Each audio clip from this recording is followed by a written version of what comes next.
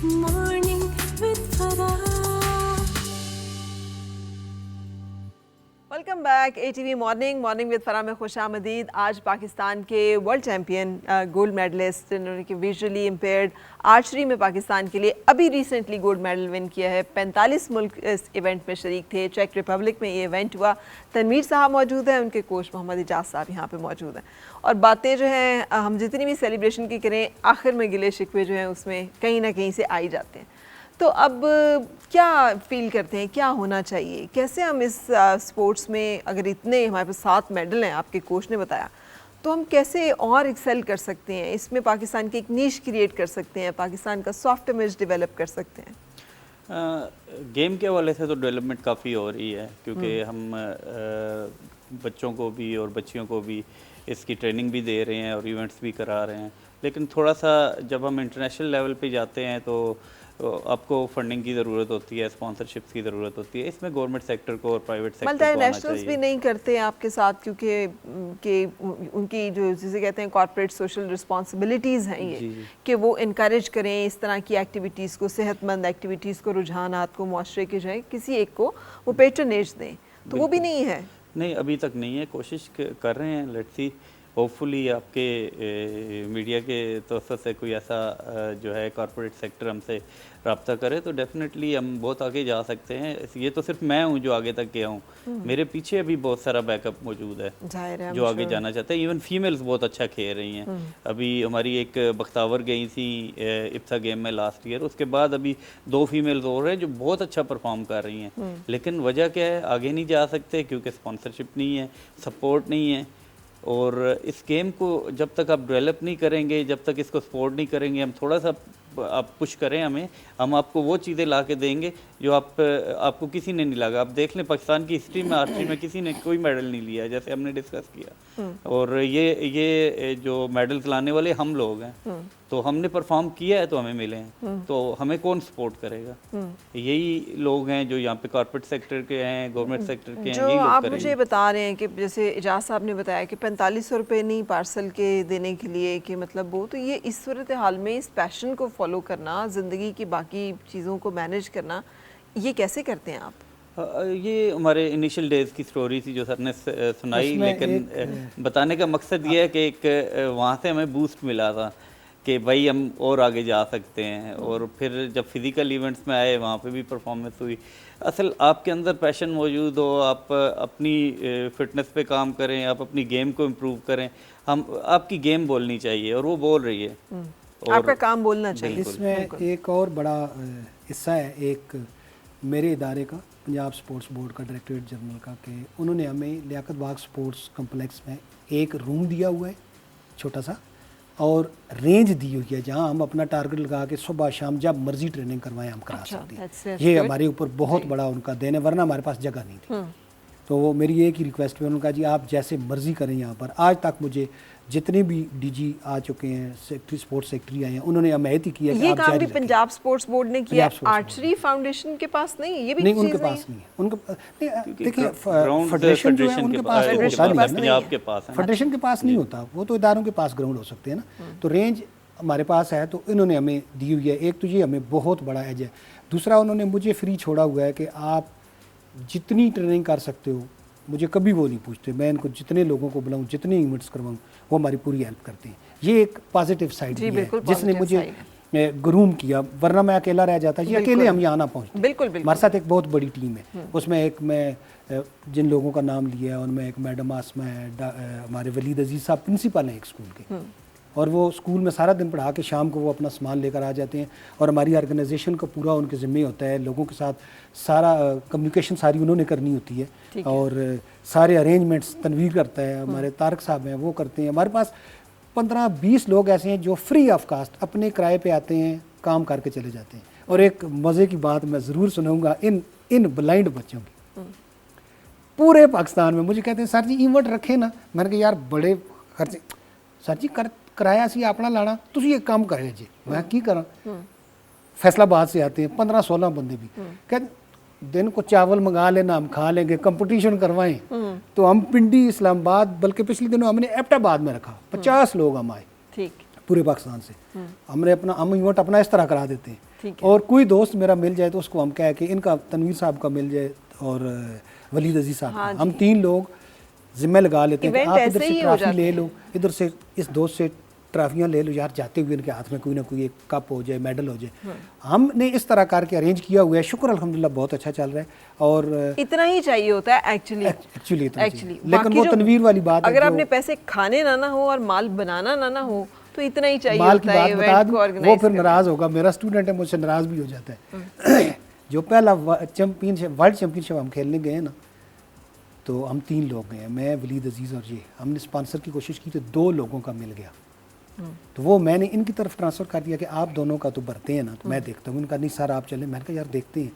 तो मेरी एक स्टूडेंट सुन रही थी, खिलाड़ी।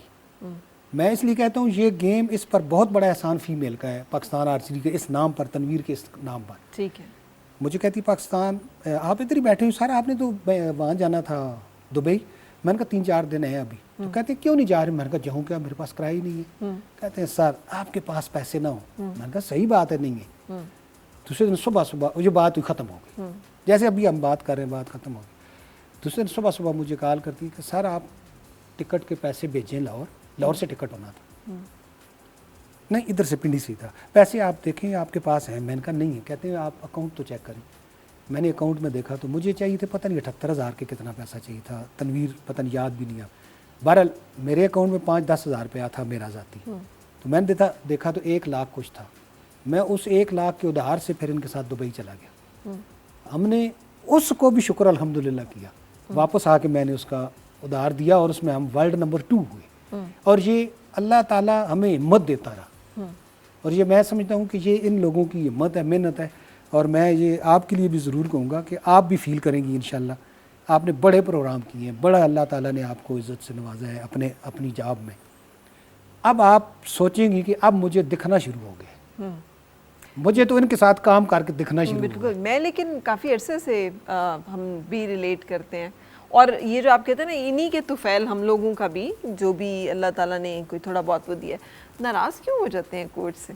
ये लड़ाई मैं अक्सर सर से नाराज़ होता हूँ इसी वजह से कि ये आप सारी चीज़ें बातें वो बता हैं कि देते जो हैं। सारी बातें बताने की नहीं होती हैं।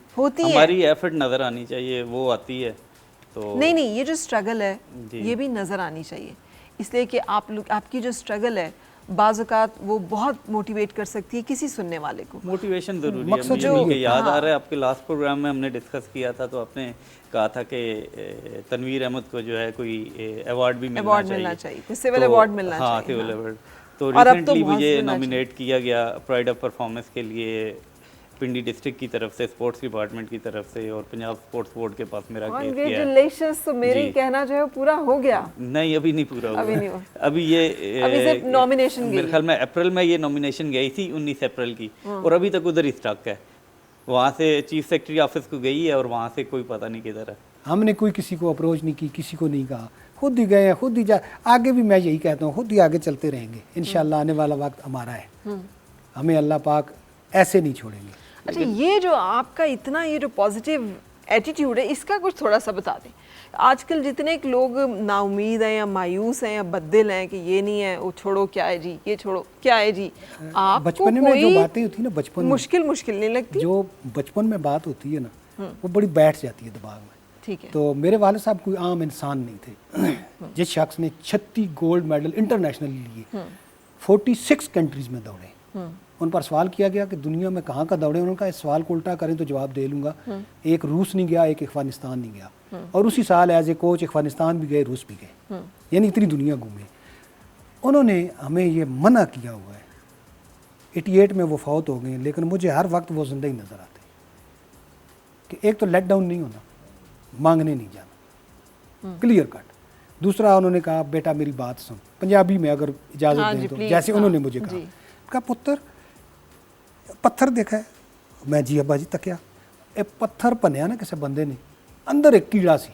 मैं जी अब्बा जी, कीड़े ने मुंह विच सब्ज तिनकाया। मैं कहा ठीक है अब्बा जी।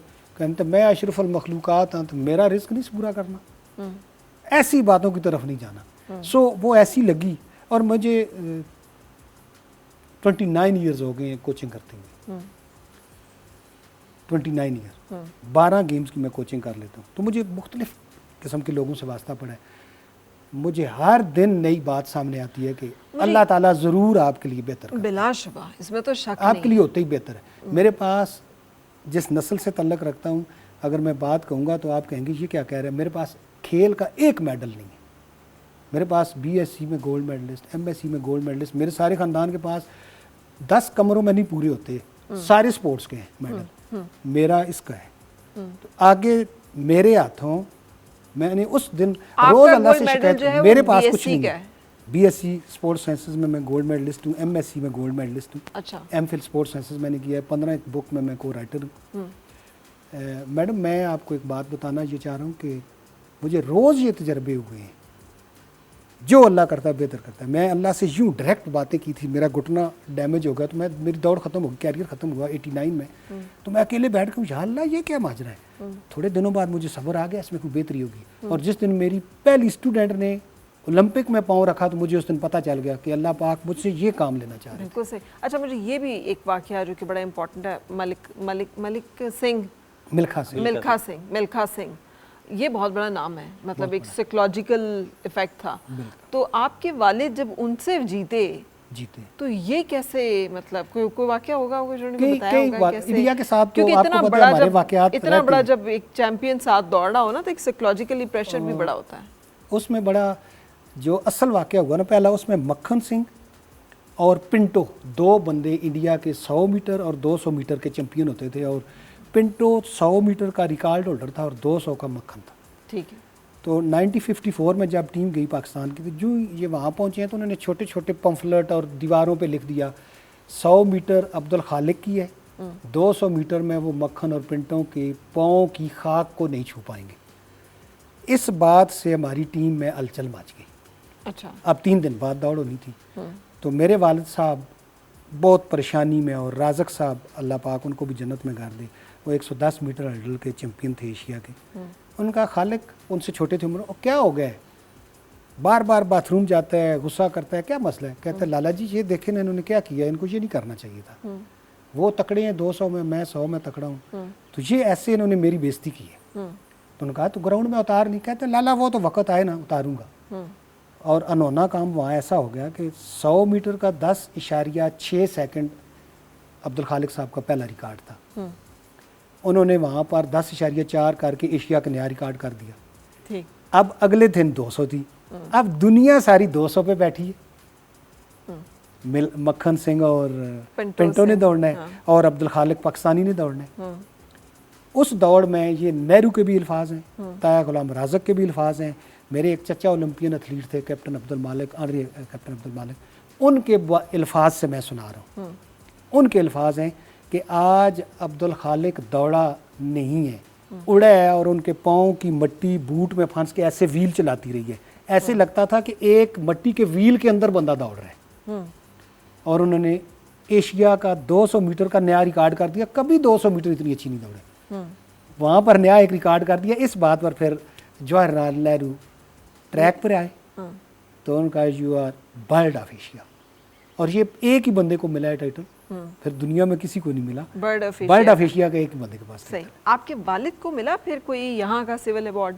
बिल्कुल मिला। पहला प्राइड ऑफ परफॉर्मेंस जो पाकिस्तान में किसी खिलाड़ी को मिला 1958 में, वो मेरे वालिद साहब को मिला, सदर अयूब खान के हाथों उस वक्त तक एक्नॉलेजमेंट होती थी मेरिट पे और चीजों पे चीजें चलती थी। बिल्कुल हुई है, और उसमें कोई दो राय नहीं है।